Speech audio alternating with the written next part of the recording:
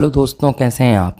दोस्तों 12 मई को मैंने वीडियो अपलोड किया था जैसे मैंने आपको बताया हुआ था यूनिट 1 की पॉलिटिकल थ्योरी के बारे में। तो दोस्तों ऐसे लोग जो इस वीडियो को अभी तक देख रहे हैं और उनको पता है कि वो यूजीसी नेट की तैयारी कर रहे हैं, तो दोस्तों आपने वीडियो ज़रूर देखा होगा और आपको समझ में आया होगा कि किस तरह के क्वेश्चंस आपके एग्जाम्स में आ सकते हैं, आते रहे हैं। तो दोस्तों उसी कैटेगरी में आज एक और वीडियो लेकर आया हूँ जिसमें आपके लिए बताऊँगा सेम यूनिट यानी कि यूनिट नंबर 1 पॉलिटिकल थ्योरी के ही बारे में। बस डिफरेंस इतना रहेगा कि मैं आपके लिए हिंदी मीडियम में क्वेश्चंस बताऊंगा। तो जैसा कि आप यहां पर देख रहे हैं सारे क्वेश्चंस कुछ 10 से 12 क्वेश्चंस रहेंगे इस पीडीएफ में। मैं आपके लिए पूरा हिंदी मीडियम में समझाऊंगा क्योंकि दोस्तों हिंदी मीडियम के भी बहुत सारे मेरे पास ऐसे मैसेज आते हैं मेरे टेलीग्राम चैनल पर कि आप हिंदी मीडियम का भी साथ में कंटेंट दीजिए। तो उस बेसिस पर मैं आज की वीडियो आपके लिए लेकर आया हूं। तो ये शुरू करते हैं साथियों आज का ये वीडियो। तो दोस्तों आप देख सकते हैं यहाँ पर फर्स्ट क्वेश्चन क्या लिखा हुआ है कि कौन सा मार्क्सवाद की विशेषता नहीं है। तो दोस्तों जैसा कि आप लोग जानते हैं मार्क्सवाद की विशेषता नहीं है सामान्य इच्छा। अब क्यों नहीं है, क्योंकि मैं मेरे इंग्लिश मीडियम के वीडियो में बताया हुआ था आपके लिए, फिर से बता रहा हूँ। सामान्य इच्छा इसलिए नहीं है दोस्तों क्योंकि ये जो कंसेप्ट है सामान्य इच्छा का ये दिया हुआ है रूसो ने। मार्क्सवाद आप लोग जानते हैं साथियों कि मार्क्सवाद दिया हुआ है कार्ल मार्क्स ने। तो पहला दूसरा जो कंसेप्ट है वो जुड़ा हुआ है मार्क्स से यानी कि कार्ल मार्क्स से, और तीसरा वाला है रूसो से जुड़ा हुआ। बात करते हैं साथियों सेकंड क्वेश्चन की। सेकंड क्वेश्चन है आपका, प्लेटो के दर्शन के अनुसार दार्शनिक का मूल चरित्र है। प्लेटो जो ने जो दर्शन दिया हुआ है उसके अनुसार वो बोलता है कि एक दार्शनिक का मूल चरित्र क्या होना चाहिए। तो उसने बोला हुआ है बुद्धि, कि एक दार्शनिक के अंदर कुछ होना हो बुद्धि जरूर होना चाहिए। बात करते हैं साथियों क्वेश्चन नंबर 3 की। क्वेश्चन नंबर 3 है दोस्तों कि निम्नलिखित में से कौन सा विद्वान उदारवाद के भीतर सकारात्मक और नकारात्मक स्वतंत्रता के बीच तनाव को अच्छी तरह से व्यक्त करता है। तो नकारात्मक और सकारात्मक उदारवाद है जो है उसके बीच में तनाव जो है उसको अच्छी तरह से व्यक्त इनमें से किस विचारक ने किया हुआ है। तो दोस्तों आपको ऑप्शन दिए हुए हैं यहाँ पर, जैसे कि पहला ऑप्शन है फ्रेडरिक हायग। फ्रेडरिक हायग ने स्वतंत्रता की एक सख्त नकारात्मक अवधारणा के लिए तर्क दिया है कि जो राज की भूमिका को कम करता है, ये आपको देखना है। दूसरा है आपका ईसाई बर्लिन का कंसेप्ट। ईसाई बर्लिन ने बोला है कि सकारात्मक नकारात्मक स्वतंत्रता के बीच के अंतर को स्पष्ट करता है।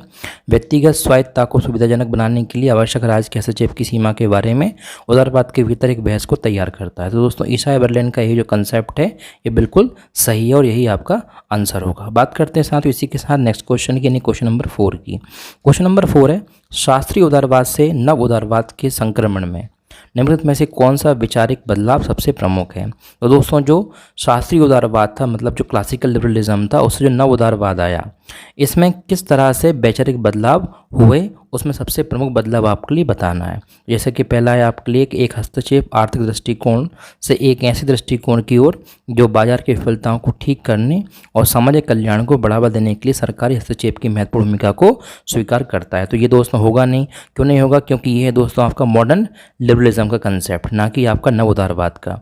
बात करते हैं सेकंड बिल्कुल सही है। राजनीतिक और नागरिक स्वतंत्रता को प्राथमिकता देने से लेकर आर्थिक स्वतंत्रता और समाज को संगठित करने में बाजार तंत्र की प्रधानता पर जोर देना। तो दोस्तों ये आपका न्यू लिबरलिज्म यानी कि नव उदारवाद का कंसेप्ट बिल्कुल सही है। बढ़ते हैं थर्ड ऑप्शन की, व्यक्तिगत अधिकारों और स्वतंत्रता पर ध्यान केंद्रित करने से लेकर सामूहिक जिम्मेदारियां और सार्वजनिक भलाई पर जोर देना, ये तीसरा वाला ऑप्शन होगा। चौथा ऑप्शन है धन वितरण समतावादी दृष्टिकोण से लेकर आर्थिक परिणामों को निष्पक्ष रूप से निर्धारित करने के लिए बाजारों में विश्वास पर आधारित योग्यतावादी दृष्टिकोण। तो दोस्तों करेक्ट आंसर आपने देख लिया, करेक्ट आंसर है आपका ऑप्शन नंबर 2। बात करते हैं साथियों क्वेश्चन नंबर 5 की। क्वेश्चन नंबर 5 है, रॉल्स के न्याय के सिद्धांत से संबंधित कौन सा शब्द नहीं है। तो दोस्तों रॉल्स ने अज्ञानता के पर्दा की बात की है, मूल स्थिति की बात की है, लेक्सिकन प्राथमिकता की बात की हुई है, लेकिन लॉकियन प्रावधान की बात नहीं की हुई है। क्यों? क्योंकि लॉकियन प्रावधान के बारे में बताया हुआ है जॉन लॉक ने। तो दोस्तों इस तरह से आपका 5वां क्वेश्चन का हो जाएगा option number 4 correct. Question number 6 है, निम्नलिखित में से राजनीतिक सिद्धांत के पारंपरिक परिप्रेक्ष्य से क्या संबंधित नहीं है। तो जो राजनीतिक सिद्धांत है इसके पारंपरिक परिप्रेक्ष्य से क्या जुड़ा हुआ नहीं है, आपको लिए बताना है। तो संस्थागत बिल्कुल जुड़ा हुआ है, कानूनी औपचारिकता बिल्कुल जुड़ी हुई है, ऐतिहासिकता जुड़ी हुई है, भाषाई दर्शन नहीं जुड़ा हुआ है राजनीतिक विज्ञान के पारंपरिक सिस्टम से। बात करते हैं क्वेश्चन नंबर 7 की। क्वेश्चन नंबर 7 है, निम्नलिखित में से कौन सा विचारक राजनीतिक सिद्धांत के पाठ्यवादी दृष्टिकोण से संबंधित है। आपके लिए 3 ऑप्शन दिए हैं उस वाले क्वेश्चन में। आपके लिए ये बताना है कि कौन सा ऐसा विचारक है जो पाठ्यवादी दृष्टिकोण से जुड़ा हुआ नहीं है। तो दोस्तों यहाँ पर आप देख सकते हैं 3 ऑप्शन में आपका, जैसे एक है जॉन प्लामिनाट, सेकंड है एंड्रयू हैकर, थर्ड है क्विंटन स्किनर। तो यहाँ पर कोड से जुड़ा हुआ क्वेश्चन है, आपके लिए कोड में आंसर देना है। तो आपका करेक्ट आंसर होगा यानी कि केवल 3, मतलब जो थर्ड वाला है यानी कि क्विंटन स्किनर, ये जो है राजनीतिक सिद्धांत के पाठ्यवादी दृष्टिकोण से संबंधित हैं। बात करते हैं क्वेश्चन नंबर 8 की। क्वेश्चन नंबर 8 है, किसने कहा कि राजनीतिक दल व्यक्तियों का एक समूह है जो अपने संयुक्त प्रयासों से आपसी सहमति से राजनीतिक लक्ष्यों पर राष्ट्रीय हितों को बढ़ावा देते हैं। तो दोस्तों यहाँ पर आप देख सकते हैं ये एक स्टेटमेंट बेस्ड क्वेश्चन है, मतलब ये कथन आपके लिए दिया गया है। तो ऐसे कथन आधारित प्रश्न बहुत सारे आपसे पूछे जाते हैं। तो यहाँ पर क्या आंसर होगा हमारा, देखते हैं चलिए। तो आपका है पहला गेटल, सेकंड है एडमंड बर्ग, थर्ड है लेलॉक और फोर्थ है गिलक्रिस्ट। तो करेक्ट आंसर दोस्तों एडमंड वर्ग। बात करते हैं क्वेश्चन नंबर 9 की। क्वेश्चन नंबर 9 है, निम्न में से किसने वकालत की है कि राजनीतिक विज्ञान का केंद्रीय विचार शक्ति है। तो मतलब इन 4 वकालत करने वालों में से ऐसा कौन सा पर्सन है जिसने राजनीतिक विज्ञान को का जो विचार है उस विचार को में शक्ति को सबसे प्रमुख माना है। तो करेक्ट आंसर है दोस्तों मैक्स वेबर। मैक्स वेबर ने वकालत की है, इस बात को रखा है कि राजनीतिक विज्ञान में शक्ति यानी कि पावर सबसे ज़्यादा ज़रूरी है। दोस्तों बात करते हैं क्वेश्चन नंबर 10 की। क्वेश्चन नंबर 10 है, लोकतांत्रिक समाजवाद का लक्ष्य है हिंसक और शांतिपूर्वक तरीकों से समाजवाद लाना। दूसरा है आपका हिंसक तरीकों से समाजवाद लाना। तीसरा है शांतिपूर्ण तरीकों से समाजवाद लाना। और चौथा है लोकतांत्रिक तरीकों से समाजवाद लाना। दोस्तों करेक्ट आंसर होगा हमारा क्या, चौथा वाला। अब बात यहाँ पर यह आती है कि जो ऑप्शन हैं ये और किन किन चीज़ों से जुड़े हुए हैं। तो दोस्तों जैसे कि मैं आपसे यहाँ बात करूँ हिंसक तरीके से समाजवाद लाना, तो ये जो है ये आपका मार्क्सवाद है, मतलब मार्क्सिज्म का विचार है।